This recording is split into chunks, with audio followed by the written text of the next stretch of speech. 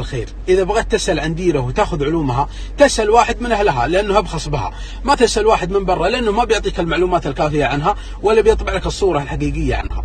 طيب إحنا ليش إعلامنا للأسف أكثره أجانب بدون قصور في الأجانب، وإحنا شبابنا ما شاء الله مال البلد شباب مثقف ومؤدب ومحتشم ويتكلم بلغتنا وبواقعنا. احنا في حاجة أحد، عندنا شباب سعودي واعي وشابات سعوديات محتشمات ومؤدبات ومثقفات. ليش يعني إعلامنا يحسسنا أن الإعلاميين لازم يكونون من برا؟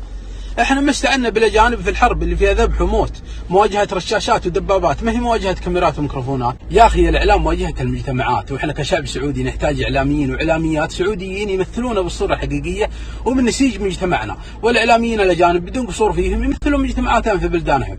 يا اخي بالله واحد يطلع في قناه تلفزيونيه قصه غريبه ويسوي حركاته قدام الناس، هذا من مجتمعنا؟ انت كيف تبيني اقبل من واحد واسمع له وهو ما هو من مجتمعنا وما يمثل عاداتنا وتقاليدنا؟ ولا مذيعة تلفزيونية تميع مع الضيوف وقاصة نص شعرها ومكياج أملى وجهها. يا أخي طيب إحنا بيوتنا وعوائلنا ما هم كذا.